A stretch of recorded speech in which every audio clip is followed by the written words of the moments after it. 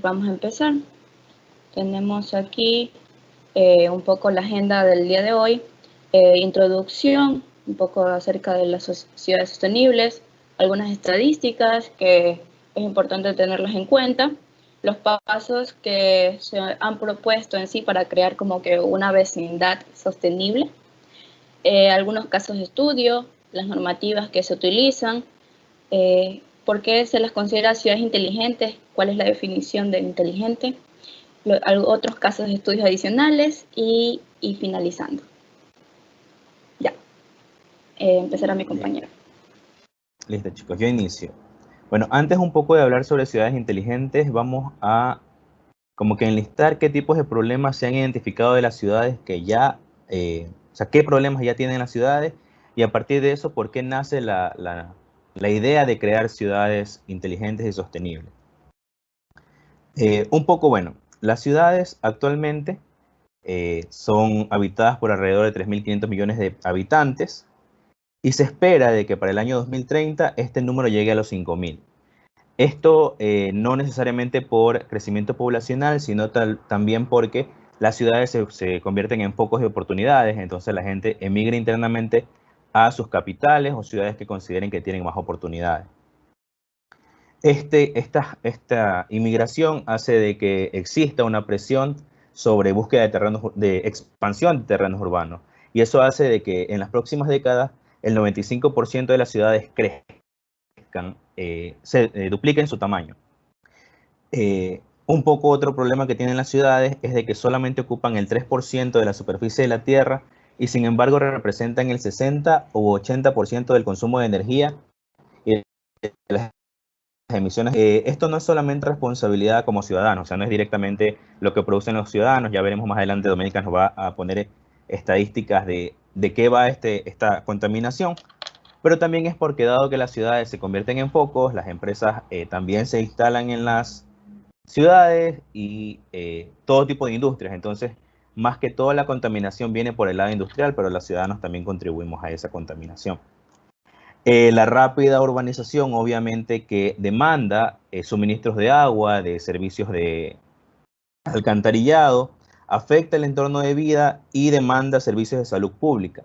Esto un poco lo vimos en pandemia, cuando las ciudades se dieron cuenta que la capacidad instalada que tenían no era suficiente, y un poco este evento de que las ciudades se empiecen a plantear qué realmente se necesita para afrontar este tipo de escenario. Un problema que también tienen las ciudades es de que alrededor de 883 millones de habitantes viven en zonas marginales o barrios marginales, y la mayoría de estos barrios por lo general carecen de servicios básicos. Uno de los objetivos que tienen las ciudades sostenibles es precisamente garantizar un nivel de vida adecuado para sus ciudadanos. Y finalmente, un problema que también se notó en el tema de pandemia es la calidad del aire que se respira. Este problema como tal no es un problema de efecto instantáneo, no es que una industria se instala y inmediatamente el problema lo podemos ver al siguiente año, sino que es un problema acumulativo. En la pandemia nos pudimos dar cuenta en muchas ciudades cómo al paralizar la sociedad se podía medir índices de calidad de aire mucho mejores, de menor contaminación. Y eso hace que las ciudades sostenibles un poco también se enfoquen en eso, porque tiene que ver con la calidad de vida. Siguiente, por favor. Bueno, con todas estas problemáticas se plantea una solución que es de ciudades sostenibles. Una ciudad sostenible es una ciudad que es una ciudad atractiva para sus habitantes y para los habitantes que están alrededor de esta ciudad. No solamente para sus habitantes, sino para las empresas. Es atractiva porque logran un equilibrio y eficiencia en tres aspectos, que son el económico, el social y el ambiental. Este equilibrio lo logran tratando de solucionar problemas de tal forma que la calidad de vida de sus habitantes tenga o un bienestar constante, pero no decreciente. O sea, al menos que se mantenga una calidad de vida estable. Y esto lo logran o lo buscan lograr sin comprometer las poblaciones del mundo. Por ejemplo, por ponerles un ejemplo, hay ciudades que en efecto logran mejorar ciertos índices de sostenibilidad, pero sin embargo aún siguen importando ropa que es hecha en países que no tienen condiciones laborales favorables. Entonces, ese no es un concepto de ciudad sostenible, porque la ciudad sostenible como tal trata de que todo lo que consume tenga procedencia ambientalmente responsable y socialmente responsable. Esto lo logra por dos vías. La primera es a partir del comportamiento del consumidor. El consumidor trata de cambiar sus hábitos, y el otro es a partir de regulaciones que las mismas ciudades establecen precisamente para que logren no comprometer el bienestar de los demás a favor de su propio bienestar. El concepto de ciudad sostenible, a pesar de que puede ser relacionado solo con el tema ambiental, tiene varias dimensiones por considerar. Aquí hay 9 dimensiones que utiliza una universidad que se llama IESE para establecer si una ciudad es o no sostenible. Al respecto del capital humano, bueno, lo que busca es que la ciudad sea atractiva para desarrollar, atraer y nutrir talento. También, con el tema de cohesión social, trata de que haya consensos entre los diferentes grupos de personas que viven en la ciudad. Esto hace referencia a que, por ejemplo, se establezca en las leyes que se respeten los derechos de expresión de todos, pero más que se respete, haya realmente una armonía entre todos los grupos. O sea, si tú piensas diferente, eso no implica de que, por ejemplo, seas denigrado o seas separado de la sociedad. En el ámbito económico, incluyen aspectos como la producción, el consumo, la inversión, el comercio externo y las actividades de los diferentes sectores productivos. No solamente para que maximicen sus utilidades, sino también para que, en conjunto con los otros dos aspectos, el social y el ambiental, logren un desarrollo que no solamente beneficia al capital. En la parte de medio ambiente, bueno, es la parte en que más nos hemos enfocado en esta presentación. Y ya Doménica hablará respecto a este tema más adelante, pero básicamente es de que la ciudad se preocupe por su entorno, por su medio ambiente y no trate de afectarlo. Un ratito que ya. En la parte de gobernabilidad, hace referencia a de que no haya pugnas de poderes internas, de que se respeten las opiniones políticas de todos y de que se pueda avanzar respecto a las propuestas que diferentes grupos propongan. Un ejemplo malo de gobernabilidad podría ser el tema de las elecciones, creo que son de Honduras, en el cual hay un solo partido político y no se respeta de que existan otros tipos de pensamientos políticos. Entonces eso no sería una ciudad sostenible, a pesar de que ese es un tema de país. En la parte de planificación urbana se busca precisamente que las ciudades, este es un tema un poco, más adelante Doménica también va a tratar ejemplos de ciudades que se planifican desde cero, pero hay ciudades que ya están hechas. Por ejemplo, Guayaquil ya está, ya es ciudad, ya tiene sus sectores. Sin embargo, dado que ya hay problemáticas, la planificación urbana corre desde que los identificas y evitas de que se sigan creando ese tipo de problemáticas. Por ejemplo, no sé si conocen, por el sector de Daular, Chongón, hay un proyecto de construir un aeropuerto. Entonces, este proyecto atrae que varios grupos deseen vivir alrededor de esto. Entonces, si no hay una planificación urbana, ¿qué es lo que va a suceder? De hecho, ya sucede. No he entrado a fondo sobre el problema, pero varias ciudadelas ya se están creando alrededor. Y esas ciudadelas van a demandar servicios. ¿Y cuál es el problema? Que si no hay una planificación, que se comienzan a instalar y luego tratan de como que culpar a los gobiernos, a los municipios que no hay servicios, pero es porque no se respetó una planificación. En el tema de planificación urbana, hace poco hay una dirección de ambiente del municipio, mostraba que estaba capacitando a ciertas personas que controlan sobre el cumplimiento de la regulación ambiental que hay en el municipio. En temas legales ya hay una regulación, a veces somos los ciudadanos o las empresas que no la cumplen, entonces ahí también por ahí va el tema de cómo como ciudadanos tenemos que contribuir. Sobre proyección internacional, bueno, las ciudades que cumplen con ser ciudades sostenibles, más que buscar una proyección internacional, se la ganan. Por ejemplo, si Guayaquil quisiera ser una ciudad reconocida como sostenible, como inteligente a nivel mundial, noticias como el tema de la crisis carcelaria o el tema de delincuencia no los puede controlar, no los puede evitar. Simplemente la prensa va a hacer eco de esas noticias y eso va a hacer que la proyección internacional de Guayaquil caiga. De eso se vale mucho también para considerar una ciudad sostenible, de que no trate de como que ocultar sus problemas, sino de resolverlos precisamente para ser reconocida por eso. En la parte tecnológica está muy relacionado a ser una ciudad smart, es donde tratan de utilizar las tecnologías disponibles para resolver los problemas que tienen las ciudades. Y finalmente sobre movilidad y transporte, lo que tratan es de que haya una movilidad eficiente entre las ciudades, que no haya problemas de tráfico, que no haya problemas de, a veces, no acceso a la movilidad. Si bien es cierto, por ejemplo, hay ciudades en donde uno dice, tienes acceso, pero no llegas a todos los puntos de la ciudad. Entonces, ese parámetro mide eso. Sobre las dimensiones, bueno, una cuestión clave es de que existe información que permita medir estas dimensiones. Y ese es uno de los problemas que tienen las ciudades que, perdón, dice calidad eficiente de red. ¿Sí me escuchan? Sí, ¿verdad? Sí. Sí. Ah, ya, ok. Para construir estos, al final cada una de estas dimensiones se construyen parámetros. Son indicadores que permiten comparar una ciudad con otra. Si no hay información, evidentemente no va a poder ser comparado una ciudad con otra y por ende no se te puede considerar una ciudad sostenible. Pueden haber iniciativas que tengan ciudades en Ecuador que estén alineadas a ser sostenibles, pero si no comparten esa información, si no publican esa información, simplemente no pueden ser consideradas como tal.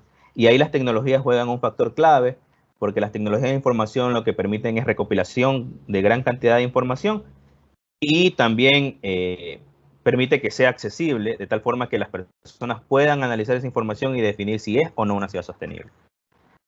A continuación, a partir de estos 9 indicadores, un ranking de ciudad sostenible que encontramos pone estas 10 ciudades como ciudades sostenibles. Como vieron los indicadores anteriores, no todo tiene que ver con tema ambiental. De hecho, Londres, que es la que está en primer lugar en el ranking, no tiene un buen indicador ambiental, pero sí tiene buenos indicadores en los otros factores. También está Nueva York, París, y en temas ambientales la ciudad que más sobresale es Copenhague, que tiene muy buenos indicadores ambientales. Por ejemplo,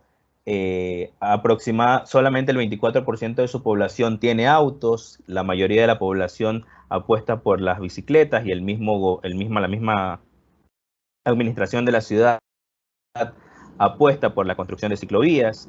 El 86% de la población, no, perdón, el 28% de la población ya apuesta sobre consumo responsable en alimentos, consumen alimentos orgánicos.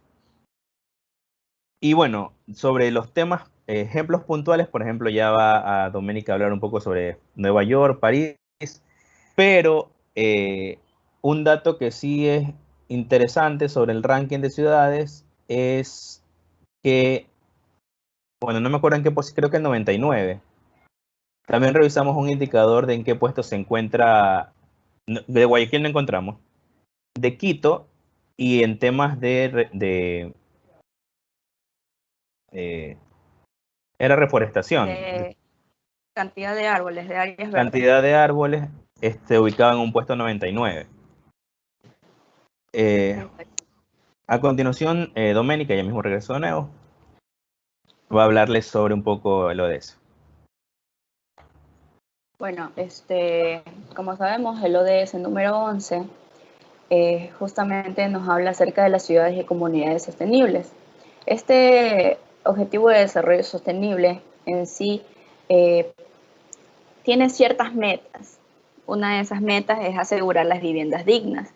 Una vivienda digna tiene en sí, cubre con los factores básicos como agua, luz, energía, alcantarillado, entre otros recursos que necesitan las personas para tener una vivienda digna. Asimismo, es importante la parte de transporte e infraestructura. Un ejemplo que ocurrió, bueno, en Ciudad de México. El centro de México se veía agobiado, o sea, las personas en sí, el bienestar estaba súper bajo porque había mucho tráfico.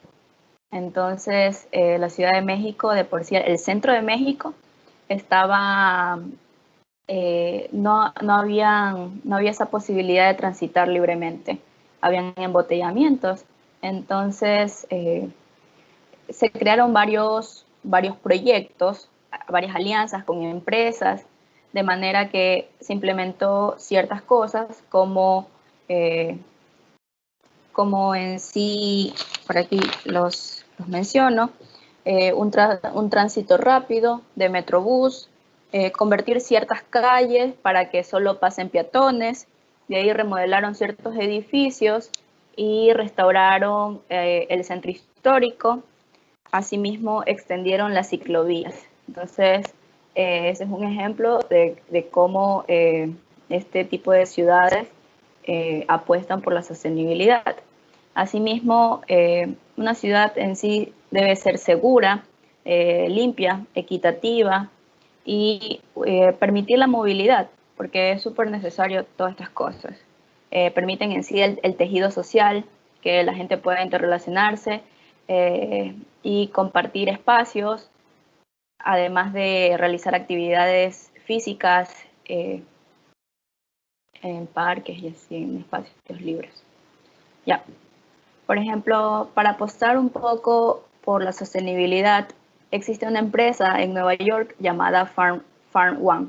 Esta empresa nació en el 2016 como un startup. Es una granja urbana que lo que hace es proveer el servicio de más de 500 variedades de plantas a ciertos restaurantes. Entonces vemos que ya no solo hay como que el sembrío de plantas, de hortalizas, de flores en granjas horizontales, sino que también se pueden aprovechar pequeños espacios, un pequeño almacén. En sí esto comenzó en una pequeña bodega, empezó el proyecto, y obviamente se tiene que considerar la climatización del área. Ellos llevan también un buen inventario a través de un software que este startup creó y proveen estos alimentos como exclusivos para grandes restaurantes. Entonces es un proyecto replicable en muchas otras partes del mundo. Asimismo, como les mencionaba, la seguridad es un factor muy importante. O sea, una ciudad sin seguridad, como justamente mencionaba Cristian, de que digamos que Guayaquil, al ser, digamos que tiene estos factores sociales, por ejemplo, de las cárceles, que a veces no lo controla solo como que el municipio, la localidad, sino que ya es algo del país, algo gubernamental. Entonces, ciertas políticas que rigen y muestra esa proyección internacional. Entonces, un ejemplo magnífico es Japón, que tienen a estos niños que usualmente van juntos, o sea, son niños que no es que van los niños solos, como que a coger el tren y ya, no. Saben ir acompañados siempre y pueden acceder libremente al medio de transporte. Entonces ellos tienen un sistema llamado AMPA, donde los padres de familia, por ejemplo, hacen voluntariado y dicen, ¿saben qué? Yo voy a revisar o a chequear, a vigilar a los niños cuando pasen por tal avenida. Pero más que todo, hay bastantes voluntarios que son ya de edades mayores. Ellos también reciben cursos, capacitaciones para poder acercarse a esta labor social de acompañar a los niños a que se eduquen, obviamente, y vigilarlos. Entonces, también algo importante es la educación de los niños. O sea, ellos también les enseñan mucho la parte de educación vial, a respetar las señales de tránsito, a utilizar ciertos tipos de distintivos que les permita ser identificados en las calles rápidamente. Entonces son ciertas cosas que podemos aquí, al menos en Guayaquil, ir adoptando poco a poco con la educación. O sea, la educación es vital para la mejora de las sociedades. Bueno, un ejemplo respecto a esta ciudad en específico llamada Kamikatsu, en la provincia de Tokushima, en Japón. Aquí a partir de 1996 se comenzó esta tendencia de zero waste, cero residuos. Entonces tenemos al Kamikatsu, en Kamikatsu ellos tienen varias clasificaciones para cartón papel, para pilas, botellas de vidrio, botellas plásticas, todo lo que es el reciclaje.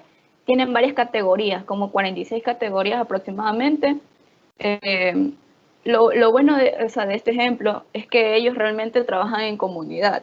Ellos se reúnen dentro hay un depósito grande donde ya llevan su material reciclado desde sus casas al punto.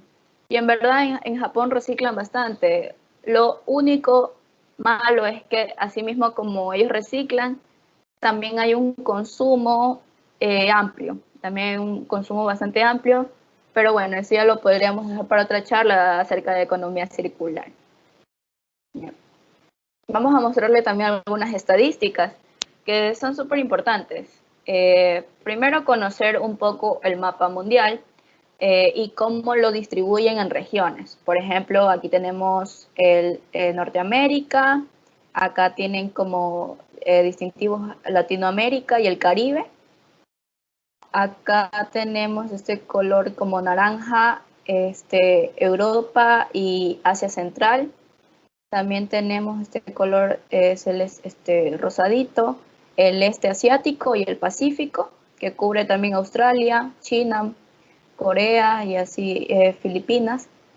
Tenemos acá el sureste asiático, el este África del Norte, Subsahara África, y bueno, entonces ya como que relacionando un poco ahí el mapa, podemos ver algunos valores. En sí, entre los países que mayormente producen residuos o desperdicios es el este asiático, el Pacífico, ¿no? De allí le sigue Europa, el sureste asiático, Norteamérica. Entonces, aproximadamente el mayor es 468 millones de toneladas por año. O sea, es una cantidad exorbitante de residuos que se generan y justamente se crean en el mundo se crean aproximadamente 2 billones de toneladas anuales. Y para el 2050 se espera que esta cantidad crezca a 3.40 billones, obviamente por el crecimiento sea económico de los países como el crecimiento poblacional, demográfico. Ya, acá tenemos otras estadísticas acerca de los países del este asiático, como ellos fueron como que la región que mayormente producen residuos. Tenemos a Singapur. Y más adelante les voy a explicar cómo Singapur está logrando tratar de reducir de gestionar mucho mejor sus residuos. ¿Ya? Entonces tenemos a Singapur, es un dato que hay que tenerlo ahí en cuenta. Aproximadamente producen 3.72 kilogramos por persona al día, ¿no? El nivel mundial es de aproximadamente 0.74. Ya. Asimismo tenemos el de Latinoamérica. En Latinoamérica, entre los que mayormente producen residuos, es la isla Virginia. Es una isla de Estados Unidos. Ecuador se encuentra con un aproximado de 0.89 kilogramos por persona, los ecuatorianos. De ahí también tenemos que entre los residuos que más se producen, por ejemplo, en Latinoamérica, el 52% es debido a orgánicos, ¿ya? También tenemos que un 12% es por plásticos, un 13% de papel y cartón, ¿ya? ¿Y cómo se gestionan todos estos residuos? La mayoría, o el 52%, van a los rellenos sanitarios.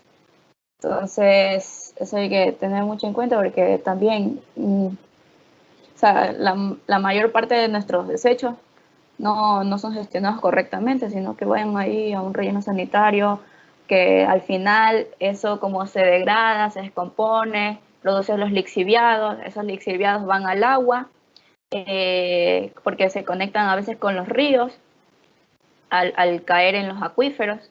Entonces, y eso termina al final en el mar. Entonces estamos contaminando la vida marina en sí. Ya. En Norteamérica, como decía, a nivel mundial se genera 0.74 kilogramos por día, por persona, pues, ¿no? 0.74 kilos por persona al día en promedio, ¿ya? Y las regiones que mayormente producen en Norteamérica es la isla Bermuda, Estados Unidos y Canadá.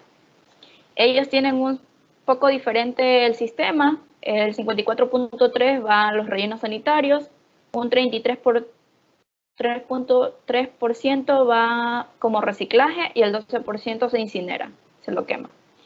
Si pueden ver, hay como una diferencia porque acá, en cambio, en Latinoamérica casi hay muy poca incineración. Los niveles de incineración son bastante bajos. Ya. Las estadísticas son crudas. A nivel mundial, 2 millones de toneladas de aguas residuales, desechos industriales y agrícolas se vierten en las aguas fluviales del mundo y al menos 1.8 millones de niños menores de 5 años mueren cada año por enfermedades relacionadas con el agua, o uno cada 20 segundos. Entonces, son cifras bastante fuertes. Actualmente se estima que 245.000 kilómetros cuadrados de ecosistemas marinos se ven afectados con impactos en la pesca, los medios de vida y la cadena alimentaria. ¿Ya?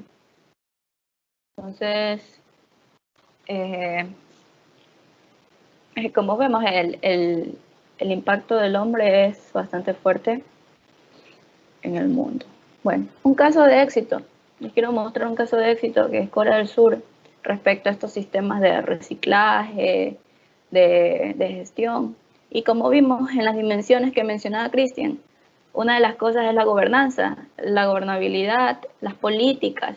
O sea, es súper importante todo esto, ¿ya? Entonces aquí vamos a ver el cambio de paradigma de la gestión de residuos en Corea del Sur. Digamos que empezó en 1970. Bueno, en 1970 hubo un crecimiento económico, un rápido crecimiento urbano, industrial. Asimismo, eso genera mayor cantidad de desperdicios, porque asimismo como se produce, se consume y se genera al final estos residuos, estos desechos. Para 1982 aproximadamente se crearon unos sistemas bifurcados, un sistema como para gestionar los desechos domésticos y otro para los desechos industriales. De allí, en 1986, decidieron unificar en tal caso los sistemas a través de la Ley de Control de Residuos. De allí, en 1992, se aplicó el control de desechos para disminuir la generación de residuos con la Ley de Promoción del Reciclaje. Entonces, si ven, ya desde 1992 comienza como que a hablarse acerca del reciclaje y aprovechar los recursos. Por ejemplo, en 1993 ya dicen Ley de Reciclaje de Recursos. En el año 2000 se estableció el marco de recirculación de los recursos. Y ahí ya introducían, por ejemplo, los términos de economía circular, el aprovechamiento de los materiales, la logística inversa, hablar un poco con el sector productivo para la gestión de los desperdicios que se generan por el consumo de sus productos. De ahí en el 2003 se promulgó la Ley de Responsabilidad Ampliada del Productor, ¿ya? La Ley de Promoción de Reciclaje de Residuos de la Construcción también. En el 2007 se enfocaron en los equipos eléctricos y electrónicos, también de los vehículos. En el 2009 un fortalecimiento al reciclaje metálico. En el 2013 se prohibió la descarga marina de lixiviados de desechos alimentarios. Y gracias a esta prohibición se llevó a, obviamente se genera el problema y se generan las soluciones, ¿no? Se utilizó el lixiviado de desechos como energía a través de la conversión de biogás, ¿no? Se creó este sistema. Entonces, aquí hay unas gráficas que nos muestran. Estas de aquí, que están estos triangulitos, son residuos de las construcciones. Acá los cuadrados que están acá es la generación debido a residuos industriales. Los rombos que ven aquí son los residuos domésticos y por acá otro tipo de residuos. ¿Ya? Entonces vemos que hay un crecimiento a partir del año 2001 al 2014, un crecimiento de la cantidad de generación de residuos debido a la construcción, hubo mayor cantidad de construcción asimismo, del sector industrial. Sin embargo, el sector doméstico, la cantidad de residuos es como no tiene alta variabilidad, sino que se mantiene casi constante. En Corea en 1994 se generaban aproximadamente 58.118 toneladas, ¿ya? Del cual aproximadamente el 81% que se hacía, se lo llevaba a un relleno sanitario y ahí quedaba. Pero a partir de todas estas políticas, en el 2014, con una cantidad de 49.915 toneladas, se logró que esa cantidad que antes era un 81% de residuos que iban a los rellenos sanitarios, pasara a un 15% que en tal caso iba a los rellenos sanitarios y un 59% se reciclaba. Entonces, hubo una cantidad exorbitante de diferencia en el cambio. Entonces, ya los residuos ya no iban, como vemos en la gráfica acá, la cantidad de residuos disminuyó en los landfills, los rellenos sanitarios, y en tal caso el reciclaje aumentó. El nivel de incineración también aumentó en cierta proporción. ¿Ya? Además, algo interesante en el sistema coreano es que, por ejemplo, se utilizan esas tarjetas como las tarjetas de crédito. Uno tiene una tarjetita de cada usuario. Entonces, se usa el sistema de radiofrecuencia, identificación de radiofrecuencia, donde permite, digamos que yo quiero reciclar, bueno, ya tengo juntado todo lo que he reciclado en mi casa, cartón, tengo plástico, botellas de aluminio, lo llevo al punto de reciclaje de mi sector, de mi comunidad, y cojo la tarjetita y la escaneo. Entonces, ¿qué pasa? Que ahí es como un sistema conectado, de forma que, digamos, ya conocen que Doménica, de 23 años, estudiante, generó cierto tipo de residuos. ¿Cuándo los generó? ¿Dónde? ¿En qué cantidad? ¿Qué cantidad de proporción? Entonces, esa forma llevan una base de datos que les permite a sí mismo poder mejorar y dar mejores soluciones, por ejemplo, al tipo de empaque o dónde deben centrar sus esfuerzos, ¿ya? Entonces, este sistema es utilizado realmente en todas partes, pero es aplicado en este caso para el reciclaje, ¿no? Y el levantamiento de información. Y eso en sí es lo que hacen las ciudades inteligentes, levantar información para poder analizarla y procesarla en sí, ¿no? Ya. Bueno, ahora tenemos los pasos para hacer una ciudad sostenible. Primero, piensa en el diseño regional. Entonces, cuando uno dice piensa en el diseño regional, tienes que pensar en tu alrededor. ¿Qué es lo que lo cubre? Usualmente hay un hilo o áreas verdes, ¿no? Hay árboles, hay bosques, hay humedales, lagunas, lagos, que se deben proteger y y no destruir para crear una ciudad, sino respetarlos, respetar dichos espacios y en tal caso adaptarse a ello. Entonces eso se llama Green Belt, es como una política a nivel mundial. Aquí hay algunos ejemplos, por ejemplo, Europa tiene un cinturón verde, así se le denomina en español, cinturón verde. Asimismo Alemania, también tenemos a Inglaterra, tiene el cinturón verde en Yorkshire Greenbelt y asimismo en Canadá. Ya.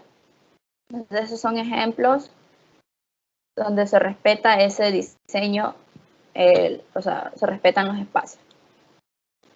Otro, el segundo, piensa en el diseño de la ciudad. Ya. Aquí hay un ejemplo, por ejemplo, la ciudad de Seúl, también en Ciudad de México, en varias partes, en Bogotá, Colombia, como sabemos, tienen estos sistemas de metro. Aquí en Guayaquil también, asimismo, tenemos nuestros mapas con las rutas de las vías.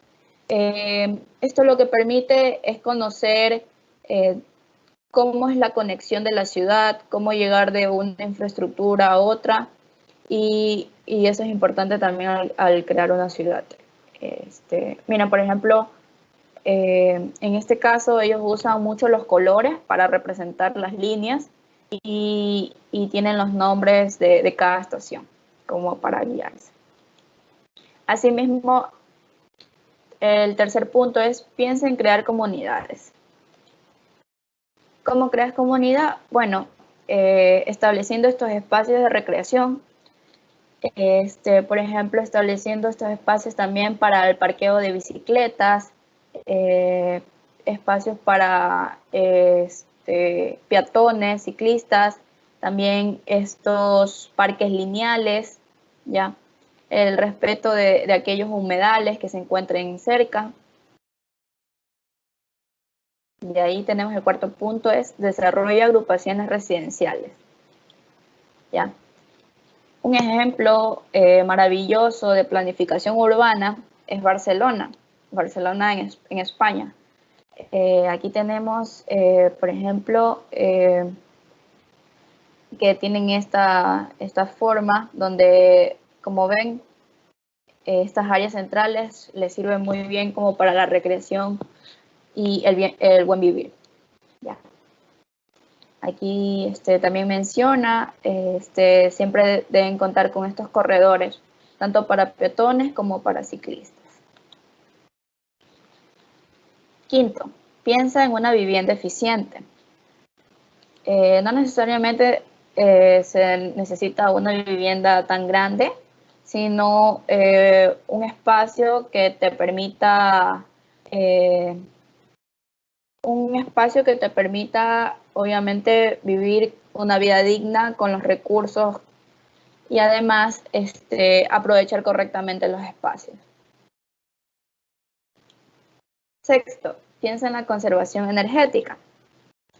Ya, uno de los sistemas que se utilizan, por ejemplo, hoy en día son los paneles solares.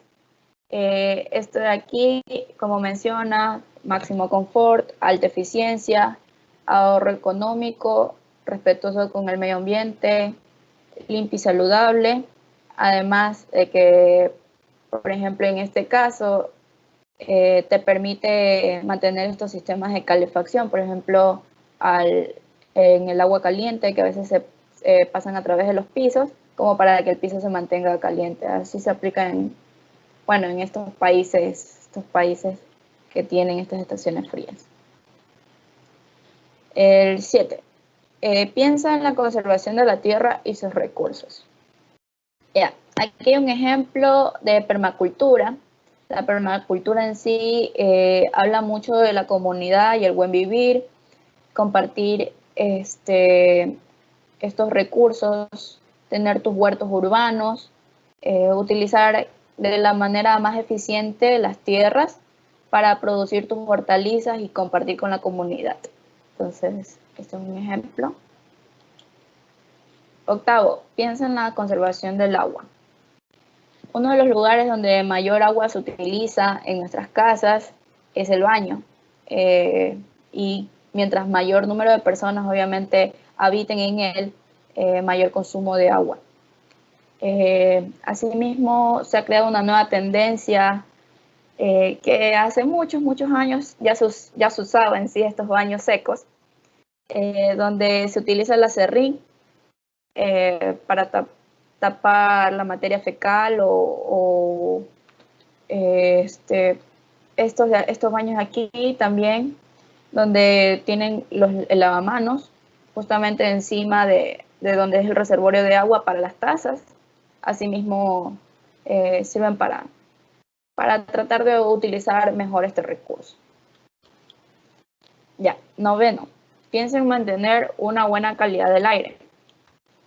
Ya, para mantener esa calidad del aire, como les mencionaba, las ciudades sostenibles no deben afectar a la vida o al ecosistema terrestre y ni al ecosistema acuático. Entonces, estos espacios humedales y aquellos árboles, tratar de mantenerlos.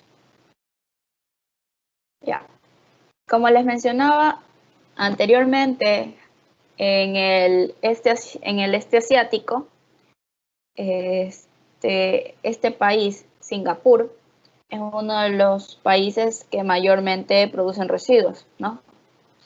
Entonces vamos a ver un poco algunas cosas que Singapur está haciendo.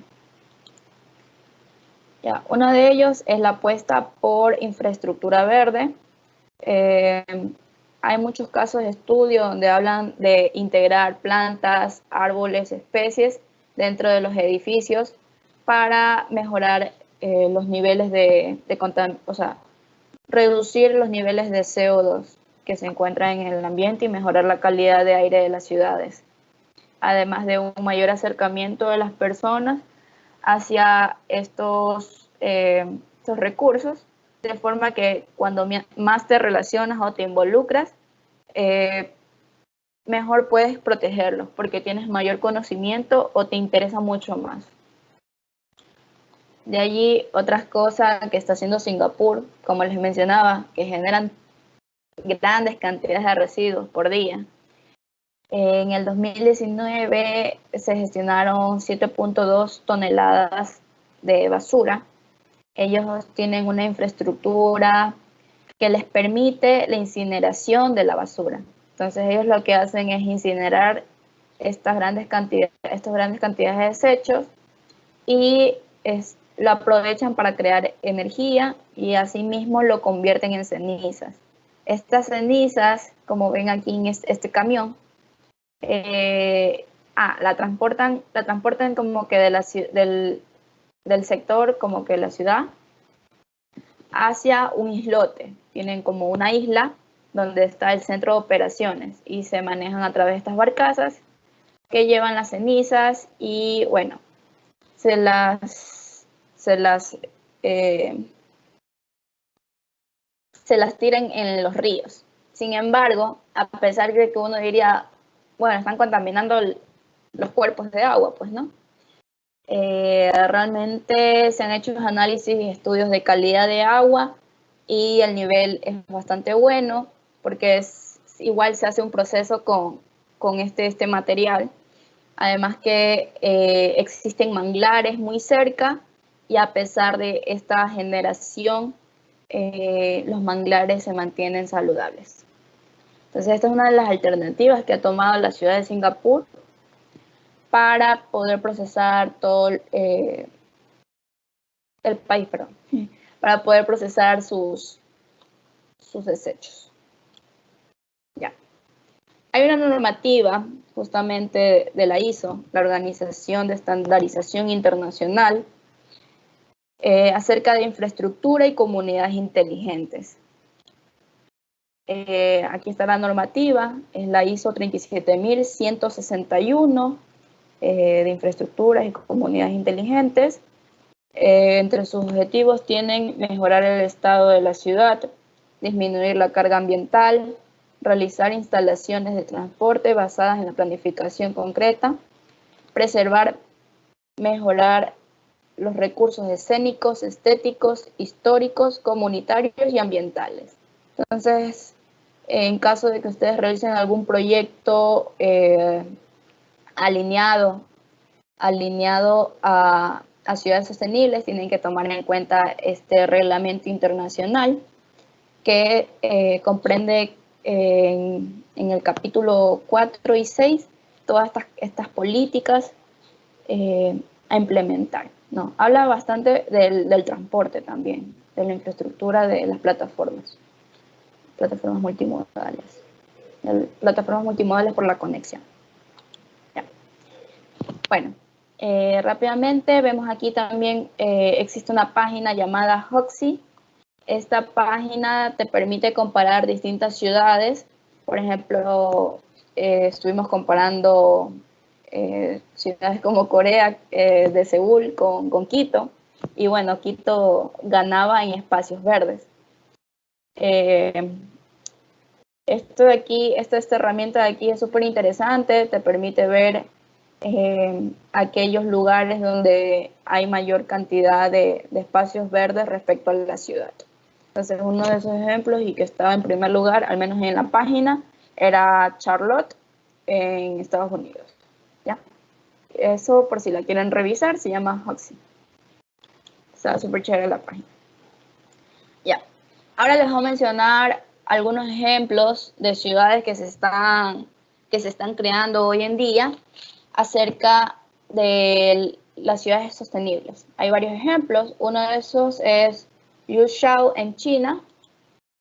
Esta ciudad, como la ven, esta es la planificación de la ciudad. Tiene estructuras viales, un tren, edificios verdes, además de mantener los árboles de la zona. Por aquí yo les quería dar una información respecto a estas ciudades. Esta ciudad va a abarcar aproximadamente 30.000 personas, va a contener 40.000 árboles, 1 millón de plantas y es planificada por Stefano Bonari, que es un arquitecto, un arquitecto italiano, ¿no? Él es el diseñador de este proyecto. Tiene la capacidad de esas barreras de sonido, ¿no? Porque usualmente los árboles permiten disminuir o bajar los niveles de ruido, porque los absorben. Otro ejemplo es Forest City en Malasia. Aquí vemos un ejemplo. Este de aquí va a tener una capacidad para 700.000 personas. El proyecto se dice que estará para el 2030 y tendrá aproximadamente 9 kilómetros de superficie. La siguiente es Masdar City, que quedará ubicada en los Emiratos Árabes Unidos. Esta ciudad también es una nueva ciudad que se va a crear con tecnología y como podemos ver aquí en la imagen, tiene ciertos componentes propios de una ciudad, espacios de recreación, cafés, restaurantes, tiendas, oficinas corporativas y los vecindarios. ¿Ya? Entonces, como les mencionaba en un principio, es más fácil construir una ciudad desde cero y planificarla que las ciudades actuales modificarlas y llevarlas a ser sostenibles. Es un poco más complicado. Ya. De ahí tenemos Self-Sufficient City en Xi'an, Beijing. Esta es otra ciudad sostenible que este proyecto también está en desarrollo. Va a contener paneles solares, sistemas de ventilación, invernaderos como granjas urbanas. De ahí tenemos Oceanic City. Este es también otro proyecto. Va a ser ciudades flotantes, una ciudad flotante en medio del océano. New Clark City en Filipinas. Esta ciudad se dice que estaría para el 2022. De allí contemplará la parte de simulacros o consideraciones para desastres naturales, dado que está en una zona donde usualmente hay estos tsunamis, queda justamente en una isla. Bien. Bueno, a continuación, hola mi compañerito. Hola. Creo que no voy a poder prender la cámara porque tengo está mal el internet ahorita. Bueno, sobre las Smart Cities, ¿qué es una Smart City? Es una ciudad que apuesta por las tecnologías, por el uso de tecnologías para resolver problemas que tengan esas ciudades. Estas Smart Cities no están alejadas de las ciudades sostenibles porque precisamente usan la tecnología para resolver esos problemas que por lo general tienen que ver con o problemas sociales o problemas ambientales. Entonces, se utiliza la tecnología precisamente para proponer soluciones. Ejemplos de ciudades que ya están usando Smart Cities es la ciudad de Shanghái de China, en donde utilizan inteligencia artificial para poder resolver problemas de transporte, seguridad, planeación urbana. Hay ciudades que ya están utilizando reconocimiento facial, biométrico, drones, satélites, que lo que hacen es primero recolectar información y a partir de esa recolección de información procesarla para obtener algún tipo de solución. La conectividad es un factor clave para las ciudades inteligentes y vemos, por ejemplo, ya ciudades que están apostando para cubrir con cobertura 5G todos los centros de las ciudades o apostar por fibras ópticas más avanzadas. Y también un factor importante que juegan los gobiernos es transformar el modelo de gestión a un gobierno electrónico. Es decir, tratar de que los procesos administrativos o que uno tenía que hacer trámites en los gobiernos pasen ahora a ser virtuales para un poco tratar de no quitarle tiempo al ciudadano. La siguiente, por favor.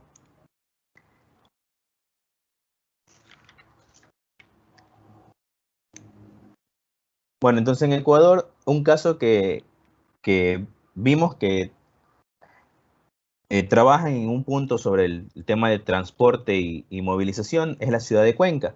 En la ciudad de Cuenca se construyó este tranvía que funciona con electricidad. Este no es el único proyecto de Cuenca, sin embargo, es un proyecto emblemático para la ciudad que le permite posicionarse como una ciudad sostenible. Tiene toda una campaña de publicidad turística en donde trata de posicionar a la ciudad como una ciudad biosegura y sostenible, dado que trabajan entre el sector privado y público para tratar de que toda la cadena productiva del sector turístico se acople a ciertos lineamientos que permitan que, como se quieren posicionar, realmente el cliente o el turista lo perciba. En el caso de Guayaquil, en la siguiente, para el caso de Guayaquil nos preguntamos si Guayaquil era una ciudad smart. Y la realidad es que Guayaquil todavía no está en la categoría de smart porque tiene muchos problemas que aún no ha resuelto. Sin embargo, por ejemplo, en el área de ordenanzas, la ciudad ya cuenta con ordenanzas, por ejemplo, para plásticos de un solo uso, para fomentar el reciclaje, las ordenanzas que mencionaba Doménica sobre construcciones amigables ya las tiene el municipio. Un poco hace falta la participación ciudadana y privada de ir adoptando estas costumbres. En ese sentido, los ciudadanos creo que marcamos el ritmo de cómo una ciudad se va transformando en sostenible. Por una parte, el ciudadano emite opiniones, pero más allá de las opiniones es cómo va adoptando estas iniciativas que proponen, en este caso, el municipio. Por ejemplo, ya proyectos que el municipio ha desarrollado que pueden hacer que en el futuro la ciudad sea inteligente y por ende sostenible, es sobre el acceso a Internet. Ya ha instalado una red de Wi-Fi alrededor de la ciudad, tal vez no es tan bueno, pero lo importante es que ya se ha instalado. Por ejemplo, leyendo sobre hacia dónde va o para qué sirven este tipo de propuestas, es un poco para materializar las ideas de que, por ejemplo, a alguien se le puede ocurrir, ¿qué tal si instalan, hacen que las luminarias de la ciudad sean un poco más inteligentes en el sentido de ahorrar energía? Bueno, esa propuesta ya está planteada, pero para lograr hacer eso, previamente tienen que avanzar con el tema de hacer que la ciudad tenga conexión Wi-Fi. Otro, otro, otro, otro objetivo, otro proyecto que tienen es, por ejemplo, tratar de optimizar la recolección de basura de tal forma que sea un poco más óptima y no ser tan repetitiva. Está la parte de, no sé si conocen la aplicación Movit, que es una aplicación que nace un poco para que el ciudadano conozca por dónde están, bueno, el ciudadano que no conoce y el ciudadano que necesita información sobre por dónde pasan los buses. Esa ya es una iniciativa y un proyecto que busca transformar a Guayaquil en una Smart City porque le da información al ciudadano, información que antes no era posible y que ahora por el acceso que la gran mayoría de ciudadanos tienen a los teléfonos móviles, le permiten obtener este tipo de información.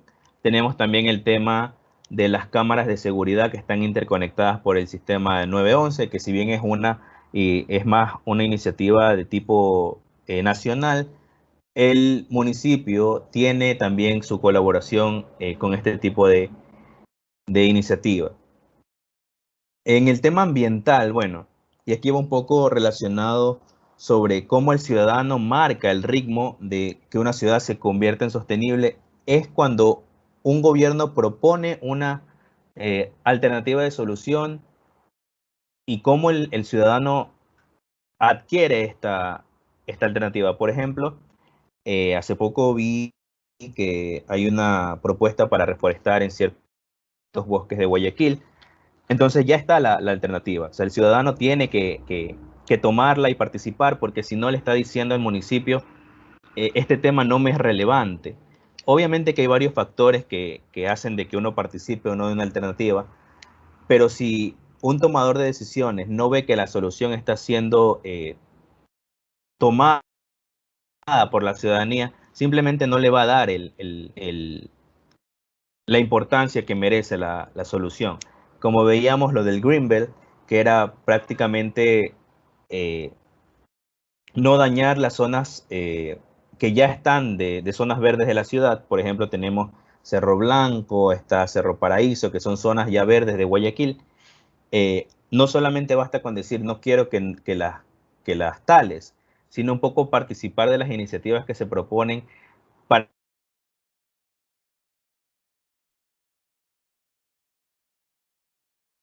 que entienda el verde no como una necesidad de ver verde, sino porque realmente hace falta más espacios verdes para recreación en la ciudad. Entonces, Guayaquil no es smart todavía, no es una ciudad sostenible, pero sí se están planteando soluciones públicas para ir hacia ese camino y somos nosotros los ciudadanos que tenemos que un poco ir adoptando esa solución, porque al final una ciudad sostenible es para nosotros, no es para el gobierno.